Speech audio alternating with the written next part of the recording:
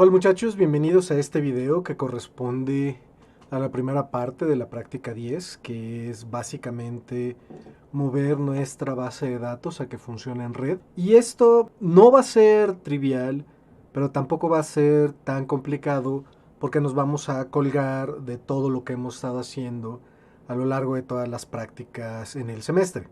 Esta es la culminación de todo ese trabajo. Y básicamente para que nuestro programa con la base de datos funcione en red, necesitamos agregarle dos componentes que faltan. La parte de comunicación en red, obviamente, con arquitectura cliente-servidor, e hilos de ejecución, que es lo que le va a permitir al servidor trabajar con múltiples clientes al mismo tiempo. Todo lo demás ya está, incluyendo la interfaz gráfica de la cual se hicieron cargo en la práctica 9 y que aquí es modificada ligeramente para que los clientes funcionen con una interfaz gráfica. Antes de explicar exactamente la parte del servidor, que es de hecho lo más complicado que van a tener que hacer en la práctica 10, quiero cubrir la teoría de hilos de ejecución y de justamente la arquitectura cliente-servidor. Hilos de ejecución, paradójicamente, no hay mucho que hacer. O sea, vamos a cubrir la teoría y van a ver lo que es necesario para que entiendan qué es lo que se hace, pero realmente es muy sencillo al momento de utilizarlo en el contexto de la práctica 10. Hay cosas con hilos de ejecución que sí son bastante complicadas, pero lo que nosotros haremos es relativamente sencillo. Toda la arquitectura cliente-servidor también es relativamente sencilla de entender, nada más cómo hacer un buen diseño orientado a objetos en el contexto de nuestra aplicación de base de datos es lo que va a hacer que se complique un poco, pero eso lo cubriremos más adelante. Y antes de empezar a ver hilos de ejecución, la teoría de hilos de ejecución, sí me interesa que primero veamos cómo funciona la aplicación. Entonces, lo primero es que en la práctica 10, una vez que ya la terminen, vamos a tener realmente dos programas, el servidor y el cliente. Y la idea es que un servidor puede atender, puede darle servicio a múltiples clientes. Entonces, como estamos utilizando interfaces gráficas y JavaFX es modular, ni siquiera el servidor lo podemos ejecutar por sí mismo, con un jar, igual que en la práctica 9. Hay maneras de hacerlo, pero nada más para no complicarnos la vida con eso, agregamos agregamos un script para poder ejecutar el servidor, que es similar a lo que hacía el script de la práctica 9. Entonces, al ejecutar el servidor, tenemos básicamente dos argumentos, uno obligatorio, que es el puerto, y otro opcional, que es un archivo con la base de datos. Aquí lo voy a correr con el puerto 1234, que es en general el que utilizaremos en los ejemplos, y vamos a utilizar estudiantes.bd para nuestro archivo con la base de datos. Entonces, al ejecutar el servidor, él mismo se queda esperando conexiones y no hace nada mientras un cliente no se conecta. Entonces, vamos a ejecutar un cliente. También hay un script para ejecutar el cliente y es muy similar al de la práctica 9. Y la interfaz gráfica, como pueden ver, es casi idéntica a la que teníamos en la práctica 9. Básicamente la diferencia es que ya no abrimos ni guardamos bases de datos, ahora nada más nos conectamos y desconectamos. ¿Ok? Entonces nos conectamos y como estoy corriendo el servidor en esta misma máquina, el servidor puede ser localhost o el nombre de su máquina o la dirección IP 127.0.0.1. Y el puerto, por supuesto, es el que pusimos, 1234. ¿Ok? Al conectarse, lo primero que hace el cliente es pedir la base de datos y el servidor se la envía. ¿Sale? Entonces, obviamente lo importante de esto es de que el servidor puede atender a múltiples clientes. Entonces, vamos a correr otro cliente para que vean cómo funciona. Entonces, ahí está mi segundo cliente. El de la derecha no se ha conectado. Lo voy a conectar. Y pues ambos tienen la base de datos. La misma base de datos. Lo que hace el servidor básicamente es escuchar por información que le envíen los clientes, por modificaciones a la base de datos que realicen los clientes. Si un cliente agrega un registro, le avisa al servidor que agregó un registro y el servidor se encarga de comunicarle a todos los demás clientes que se agregó un registro. Lo mismo si un cliente elimina un registro, le avisa al servidor que se eliminó ese registro y el servidor le avisa a todos los otros clientes que se eliminó un registro. Por último, si un cliente modifica un registro, le avisa al servidor que modificó un registro y el servidor le avisa a todos los otros clientes que se modificó un registro. Obviamente para esto utilizaremos los escuchas que introdujimos en la práctica pasada. Registro agregado, registro eliminado y registro modificado. Por eso es que necesitamos los dos registros en registro modificado, porque el servidor le manda el registro sin modificar a los otros clientes para que puedan buscar el registro modificar y luego le manda el registro modificado para que sepan cómo modificarlo. Vamos a verlo en acción. Entonces, en el cliente derecho voy a agregar un registro. Entonces voy a agregar a fulano de tal con un número de cuenta del 1 al 9, con promedio de 7.6 y con 19 años de edad. Este diálogo pertenece a esta ventana, a la derecha. La ventana izquierda sigue pudiendo responder a eventos. La derecha no, porque esta ventana es modal, ¿ok? Entonces cuando le dé a agregar, se va a agregar el estudiante aquí a la derecha. Este cliente le va a avisar al servidor que se agregó, que a su vez el servidor le va a avisar a este cliente y este cliente también lo va a agregar. Por supuesto, esto ocurre casi instantáneamente. Entonces, en el momento en que le dé a agregar, realmente va a aparecer fulano de tal en ambos clientes. Recuerden que están ordenados por nombre los registros, entonces fulano de tal debería aparecer en este renglón, donde ahorita está Gabriel García Márquez. Entonces le doy a agregar y como pueden ver, se agregó en ambos lados. Ahora, voy a eliminar este estudiante usando el cliente de la izquierda. Y lo mismo, el diálogo pertenece a la ventana de la izquierda, por lo tanto no me responde. La ventana de la derecha sigue respondiendo, pues porque este diálogo no pertenece a ella. Cuando le dé eliminar estudiante, este cliente va a eliminar al estudiante y le va a avisar al servidor que se eliminó este estudiante. El servidor a su vez le va a avisar a este cliente que se eliminó ese estudiante y lo va a eliminar. De nuevo, va a aparecer cuando le dé eliminar estudiante como si instantáneamente se eliminara en ambos clientes, que es por supuesto lo que ocurre. Y luego vamos a hacerlo ahora del lado derecho. Aureliano Buendía, vamos a editarlo. Y repito, este es el diálogo de la ventana derecha, por eso no responde. La ventana de la izquierda sigue respondiendo. Entonces nada más le voy a poner una X a su apellido. Y entonces, de nuevo, cuando le dé a actualizar, se va a actualizar este cliente. Le va a avisar el cliente al servidor que se actualizó a Aureliano Buendía. Y el servidor le va a avisar a este otro cliente que se actualizó. Y va a aparecer Aureliano Buendía X en ambos clientes aparentemente al mismo tiempo, aunque ocurre primero en el cliente de la derecha. ¿Ok? Le doy a actualizar y pueden ver que en ambos lados queda Aureliano Buendía X. Si le elimino la X en el cliente izquierdo, al darle a aceptar, se actualizan los dos al mismo tiempo. Así es como va a funcionar nuestros programas, porque realmente ya es un sistema, ya son múltiples programas. Está el servidor y está el cliente. ¿Ok? Y vamos a ver en la terminal cómo se ve el servidor. El servidor mantiene lo que se conoce como una bitácora o log en inglés de lo que van haciendo cada uno de los clientes. Recibe que se conectó un cliente de localhost, del servidor de la máquina donde estamos trabajando. Le pone un número serial a la conexión. Nos dice que ese cliente pidió la base de datos. Luego nos dice que se recibe otra conexión con un serial ahora 2, porque es el segundo cliente. También que pidió la base de datos. Y luego dice que el segundo cliente agregó un registro, que es cuando agregamos fulano de tal. Y como modificamos la base de datos, la guarda en el disco duro.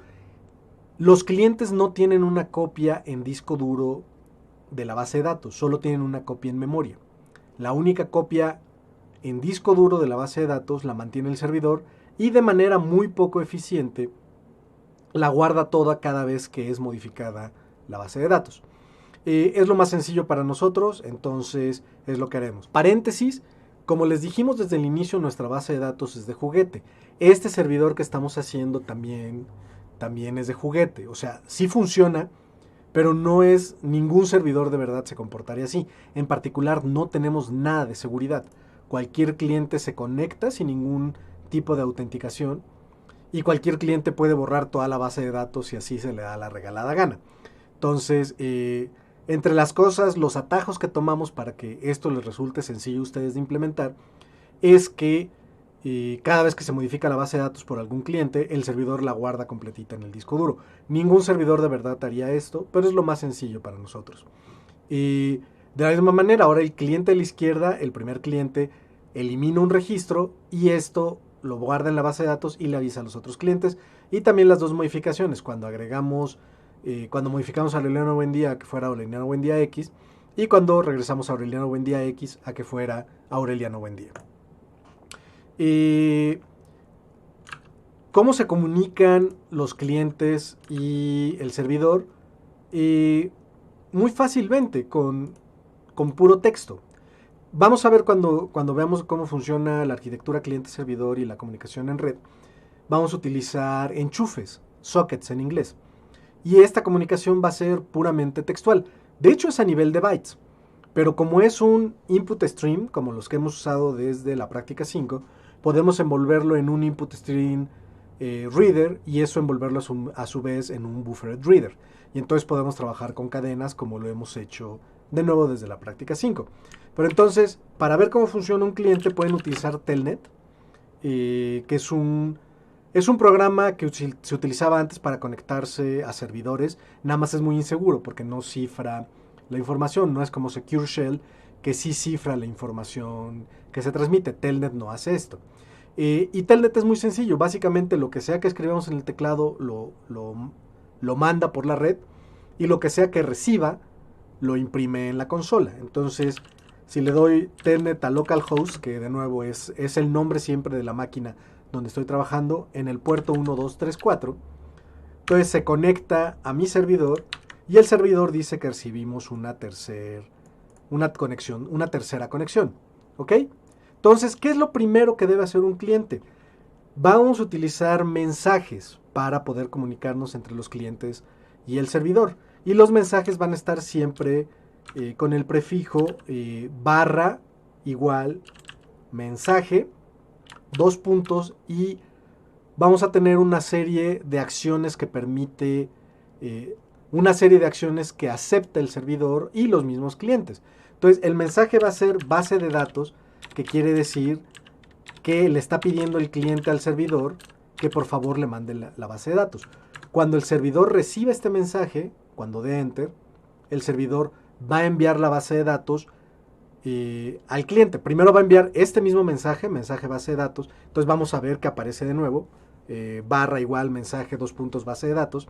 Y después vamos a recibir todos los registros de la base de datos y una línea en blanco, que va a ser la manera que va a tener el servidor de decirle al cliente que puede dejar de recibir registros. Entonces, repito, cuando dé enter, va a aparecer de nuevo barra igual mensaje, dos puntos base de datos, y después va a aparecer todos los registros y al final una línea en blanco, ¿ok? Entonces le doy enter y como les dije, aparece esto porque es lo primero que hace el cliente para avisarle, perdón, es lo primero que hace el servidor para avisarle al cliente que va a enviar los registros de la base de datos y después envía los registros de la base de datos línea por línea, utilizando nuestro método serializa y usando out.write en nuestro método guarda de la base de datos. Es exactamente el mismo método que utilizamos para guardar en el disco duro, lo vamos a utilizar para enviarlo a través de la red.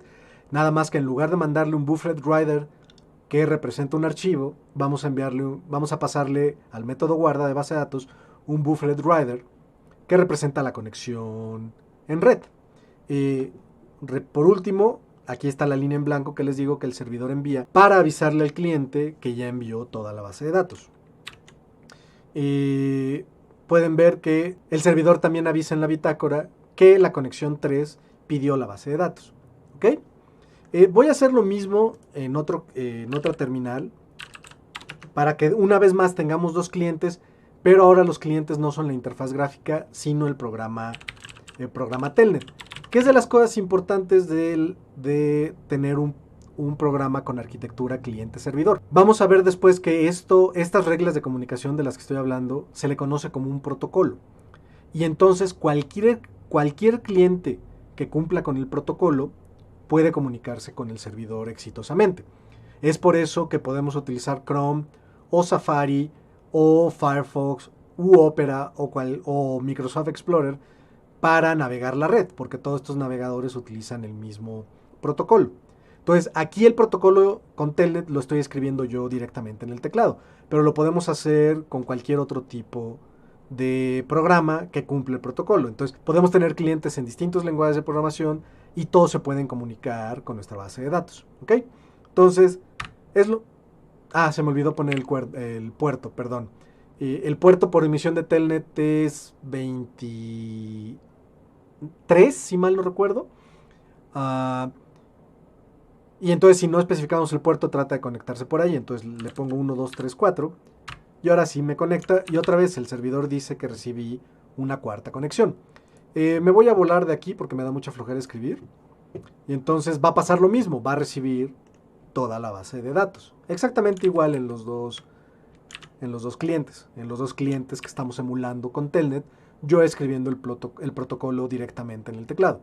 Entonces vamos a hacer exactamente el mismo experimento que hicimos antes. Por ejemplo, vamos a agregar un registro. Todos los mensajes que entiende el servidor y los clientes están en la clase mensaje del subpaquete red en la práctica 10. Y por ejemplo aquí está base de datos y obviamente vamos a tener registro agregado, registro eliminado, registro modificado y algunos más que ahorita no me quiero meter mucho en ellos. Pero entonces necesitamos el mensaje registro agregado para agregar un registro. Entonces, si envío este mensaje, el servidor al recibirlo, lo que hace es esperar un estudiante, un registro, y después enviarle ese registro, enviar el mensaje registro agregado a todos los otros clientes, y después enviarle el mismo registro que se agregó. Entonces, si doy Enter, como pueden ver en el servidor, no pasa nada porque todavía no envío el registro. ¿Y cómo meto un registro en el teclado directamente? Pues utilizando el formato que hemos usado. Tengo que poner el nombre, tabulador, número de cuenta, tabulador, promedio, tabulador, edad, salto de línea. Y ese ya es un registro. Entonces, fulano de tal, con número de cuenta del 1 al 9, con promedio de 7.6 y con edad de 19. Cuando dé Enter, se envía al servidor y el servidor ya está esperando de este cliente justamente un registro. Entonces, y cuando lo reciba, se lo va a mandar a los otros clientes automáticamente. ¿Ok? Entonces, en este otro cliente, de repente me va a llegar el mensaje, 2 puntos registro agregado y el registro con fulano de tal. Le doy Enter. Y justamente es lo que ocurre. El servidor, además, antes de enviarle a este cliente el registro, lo agregó a la base de datos y lo guarda en el disco duro. Y podemos ver que se guardó en el disco duro nada más haciendo cat a estudiantes. Ahí está fulano de tal. ¿Ok? Este fue el registro que lo envió y este fue el registro que lo recibió. Vamos a eliminarlo con este cliente. Es lo mismo, mensaje 2 puntos, registro eliminado.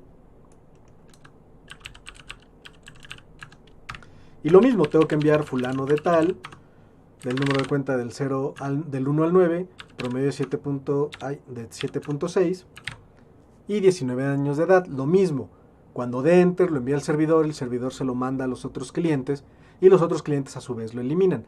El servidor, además de hacer eso, actualiza la base de datos en el disco duro. Entonces le doy Enter y pueden ver que justamente recibió el mensaje este otro cliente. ¿Cómo podemos ver que se eliminó? Pues si vuelvo a hacer cat estudiantes.bd,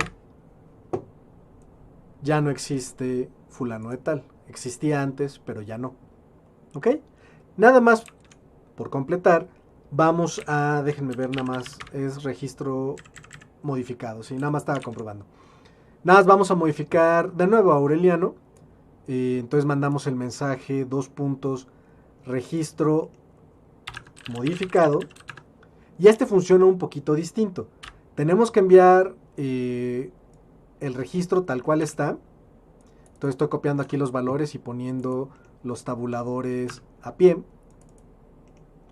Pero además de enviar el registro que se va a modificar, tengo que enviar la modificación que se le hizo. Entonces vamos a hacer lo mismo que hicimos antes y vamos a ponerle Aureliano Buendía X.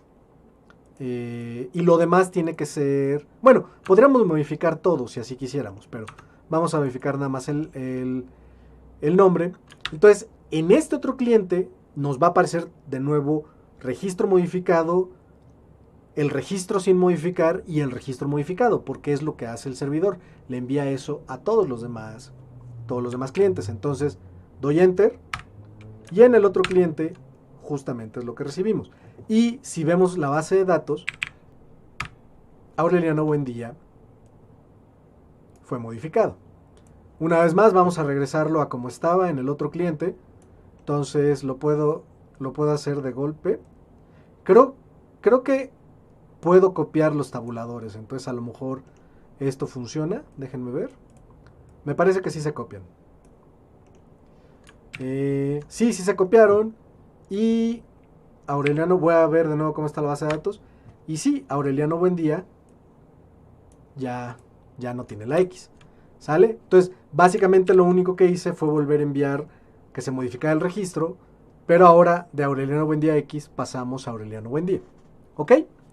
Básicamente así es como funciona la práctica 10 y no es terriblemente complicado. Todo lo de comunicación en red va a estar en el paquete red, su paquete red de ICC, y son unas cuantas clases que esas veremos más adelante, no en este video. En este video necesitamos, más bien, en este video lo que quiero cubrir son los hilos de ejecución. ¿Qué es lo que utiliza el servidor para poder comunicarse con distintos clientes? El servidor está esperando conexiones todo el tiempo, ¿ok? En un ciclo básicamente infinito, pero por supuesto vamos a tener una manera de detenerlo. Si le pasamos con un cliente el mensaje detener servicio, me va a desconectar porque se va a terminar el servidor y va a desconectar a todos los clientes. ¿Sale? Me sale connection closed by foreign host. Conexión cerrada por el servidor. Ah, perdón. Fíjense lo que ocurrió. Mandé un mensaje incorrecto. En lugar de detener servicio le puse detener servicio. Y entonces esto es un error. Esto es un mensaje inválido. El servidor, en lugar de hacer ningún escándalo, sencillamente me dice que recibí un mensaje inválido y dice que la conexión 3 ha sido desconectada. Se olvida de ese cliente y los otros clientes siguen ejecutándose sin ningún problema. Déjenme vuelvo a conectar y ahora sí mando el mensaje correcto. Detener servicio. Repito, cuando haga esto, el servidor me va a desconectar, pero ahora sí de manera limpia, porque va a detener el servicio y también va a desconectar al otro cliente. Entonces de nuevo me sale Connection Closed by Foreign Host. Y de este lado, como pueden ver, me dice solicitud de detener servicio del quinto cliente. Era el quinto porque antes era el 3, pero me desconectó al mandar un mensaje inválido. Y dice la ejecución del servidor ha terminado y termina. El otro cliente también recibió una desconexión por parte del servidor. ¿Ok? Pero bueno, el punto es de que antes de que hiciera eso, básicamente el servidor está esperando todo el tiempo por conexiones. En un ciclo, no infinito, pero que sí no sabemos cuándo va a terminar hasta que nos llegue el mensaje de desconexión. ¿Ok? Entonces, ese ciclo, por supuesto, tiene que estar corriendo al mismo tiempo que nos comunicamos con todos los clientes. O sea, el servidor siempre está esperando nuevas conexiones y cada conexión es manejada de manera individual por el servidor. Esto significa que tiene que realizar múltiples tareas al mismo tiempo el servidor. Estar escuchando por conexiones y estar escuchando por mensajes de cada cliente y además mandarles mensajes a todos los clientes. Todo esto lo podemos hacer con hilos de ejecución. No deben sorprenderse de que ahora, de que las computadoras modernas puedan ejecutar múltiples cosas al mismo tiempo. Ustedes lo hacen todo el tiempo con sus laptops, tienen Emacs y un navegador y una terminal y probablemente un reproductor de música y no sé cuántos otros programas abiertos al mismo tiempo. Y hay varias maneras en que esto es posible, en que la computadora pueda realizar múltiples tareas al mismo tiempo. Esto es justamente lo que quiere decir que un sistema operativo sea multitarea. Unix, por supuesto, es multitarea y lo ha sido desde ese inicio. Contrario a Windows. Windows, que inicialmente venía de DOS, el sistema operativo MS2, este no era multitarea, este solo podía ejecutar una tarea a la vez. Y las primeras versiones de Windows, eso de que podían ejecutar varias tareas a la vez, era medio entre comillas, o sea, era muy fácil que si una tarea tronaba, todo el sistema operativo se caía. Unix nunca ha pasado esto.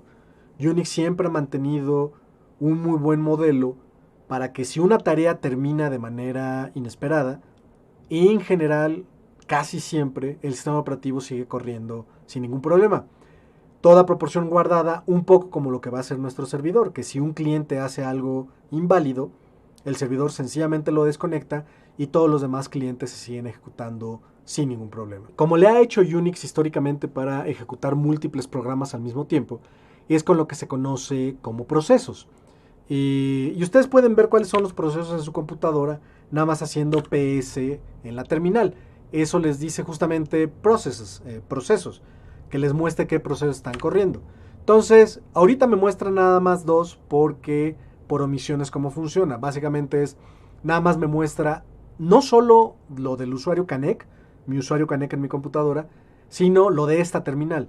Pero si le doy PSX, me muestra todos los procesos del sistema y como pueden ver, esos son muchos más. Si le paso XU, me muestra qué usuario es el dueño de cada proceso. Y pueden ver que casi todos son procesos míos, de mi usuario. Pero también, no pueden ver los del superusuario. Esta manera de manejar procesos es como Unix históricamente y por omisión es que maneja múltiples tareas al mismo tiempo. El sistema operativo se encarga de que un proceso ejecute tantito de su cómputo y luego le da el procesador a otro proceso para que ejecute tantito de su cómputo, etcétera, etcétera, etcétera. Así era antes con procesadores con un único núcleo. Ese único núcleo tenía que ejecutar todos los procesos de manera concurrente. Y lo que ocurría es que justamente primero se ejecutaba uno, luego se ejecutaba el otro, luego se ejecutaba el otro, etcétera, etcétera. No se ejecutaban realmente al mismo tiempo. El procesador, el núcleo, estaba encargado de un proceso a la vez, pero el sistema operativo mantenía todos corriendo en memoria al mismo tiempo y les daba tiempo de ejecución a cada uno un poquito a la vez. Con computadoras modernas donde tenemos múltiples procesadores, por ejemplo, en mi computadora aquí tengo 12 núcleos virtuales, 6 núcleos de verdad, y realmente sí se pueden ejecutar 12 tareas al mismo tiempo. Pero como pueden ver, pues tengo muchas más que 12. Es lo normal en un sistema operativo moderno. No tiene ningún problema utilizar subprocesos para realizar múltiples cosas al mismo tiempo. El problema es que cada proceso tiene su propio espacio de memoria y en general por seguridad no se pueden comunicar entre ellos. Un proceso no puede leer la memoria de otro proceso y viceversa, que es de las razones por las que no nos conviene utilizar por las que no nos conviene utilizar subprocesos para nuestro servidor. Y además tienen otras desventajas los subprocesos. Cuando un proceso crea un subproceso, el subproceso toma toda la memoria del proceso padre y la copia. Y después lo más común es que la tira a la basura. Es relativamente complicado explicarlo, pero lo van a ver a mucho detalle en sistemas operativos. Y mientras pueden ir viendo la página del manual de fork, que es justamente en Unix cómo se crea un proceso hijo. Y pueden ver pues bastante cómo se utiliza en el lenguaje de programación C. En Java tradicionalmente no se usan muchos subprocesos porque el proceso de nuestro programa en general nosotros no somos dueños, nosotros como programadores. ¿Por qué? Porque el proceso realmente es Java. Si vuelvo a ejecutar el servidor y le doy PSX, lo que pueden ver es de que aquí está... ¿Dónde está? Voy a buscarlo con grep porque tengo muchos procesos. Justamente, aquí está ejecutándose el proceso de Java, que lo ejecutamos además a través de Maven. Entonces por eso es que se ejecuta Maven y todo el relajo que utiliza Maven para poder correr el programa. Pero entonces el proceso es realmente Java, no el programa que nosotros escribimos, porque ese se compila a bytecode y se ejecuta con la máquina virtual. Entonces desde muy al inicio lo que Java hizo fue introducir hilos de ejecución, que no son idea de Java, estos existen desde los 60s. Pero los hilos de ejecución se parecen a los subprocesos, pero realmente lo que termina ocurriendo con los hilos de ejecución es que tenemos múltiples pilas de ejecución compartiendo un mismo espacio de memoria. Esto quiere decir que una variable que pueda haber una de las pilas de ejecución, en general, dado el acceso de esta variable, también lo pueden ver los otros hilos de ejecución, las otras pilas de ejecución. ¿Ok? Entonces, ¿cómo funcionan los hilos de ejecución en Java? Pues no muy sorprendentemente vamos a tener una clase thread que podemos extender y definirle su método run,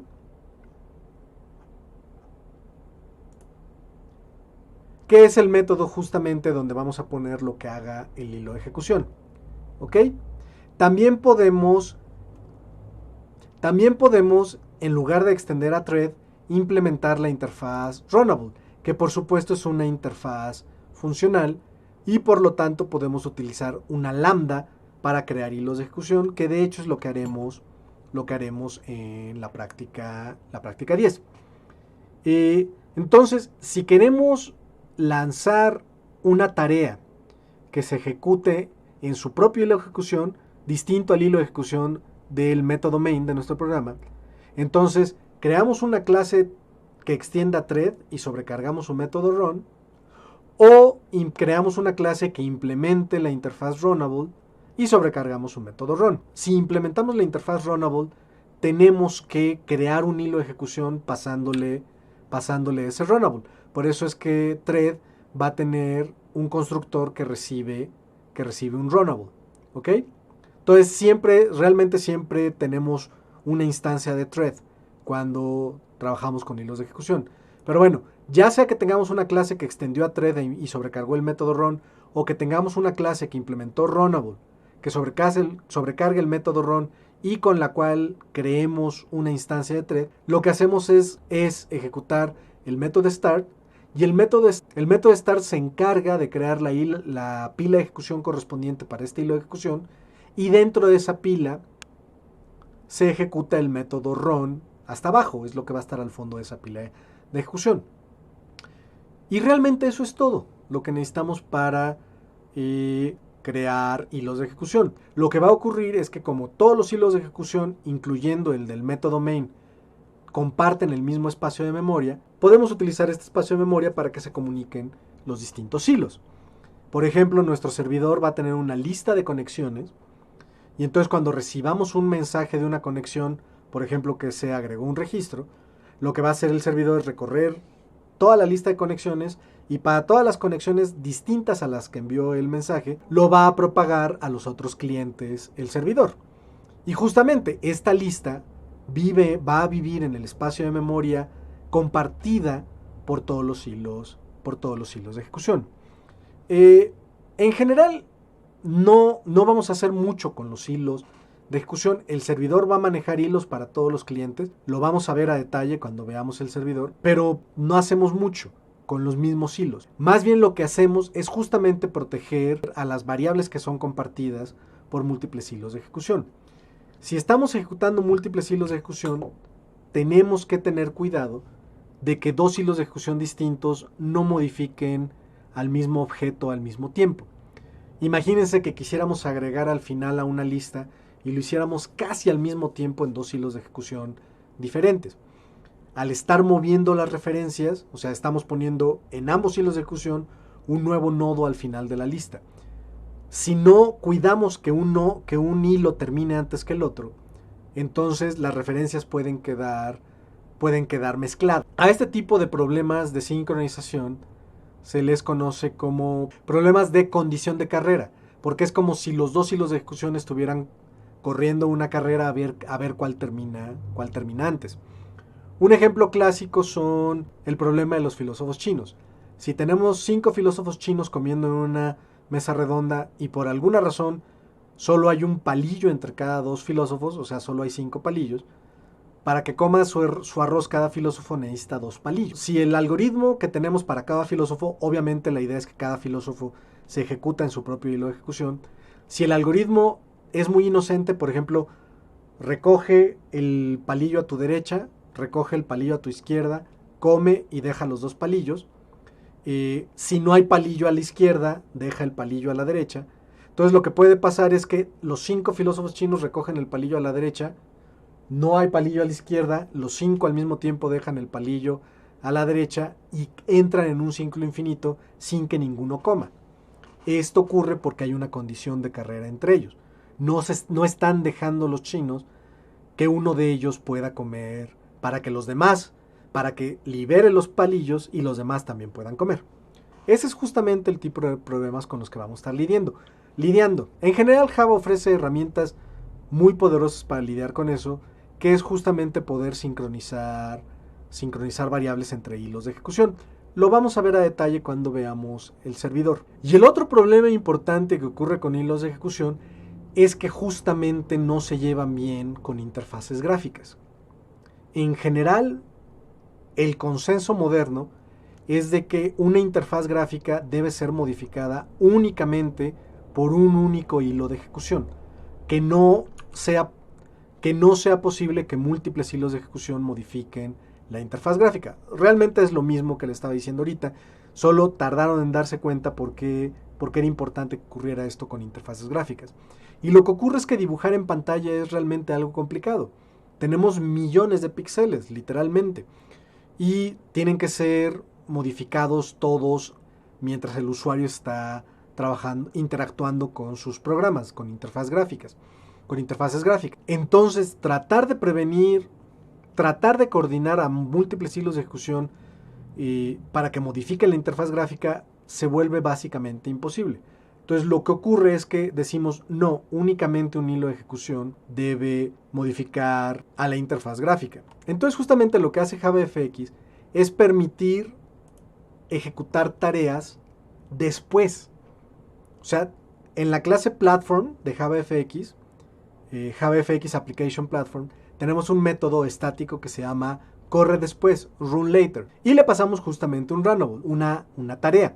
Y lo que va a ocurrir es que justamente JavaFX va a ejecutar esta tarea cuando pueda hacerlo de manera limpia el hilo de ejecución que maneja la interfaz gráfica. Básicamente eso es todo. Si queremos actualizar una parte de nuestra interfaz gráfica desde un hilo de ejecución que puede no ser el hilo principal de la interfaz gráfica, entonces tenemos que utilizar este método para actualizarla. ¿Okay? De nuevo, lo vamos a ver cuando analicemos con cuidado el servidor más adelante. Pero esas son las dos cosas más importantes que se tienen que quedar con hilos de ejecución. Primero, funcionan con memoria compartida, o sea, las variables, entre comillas, globales, porque en Java realmente no tenemos variables globales, pero sí tenemos cosas como variables estáticas públicas y pues podemos tener un hilo de ejecución que corra, como pueden ser lambdas, pueden ser clases internas de una misma clase, entonces tienen acceso a las variables de clase de esta clase. Es lo que vamos a hacer con el servidor. Los hilos de ejecución de todos los clientes van a ser lambdas que van a tener acceso a todas las variables de clase del servidor.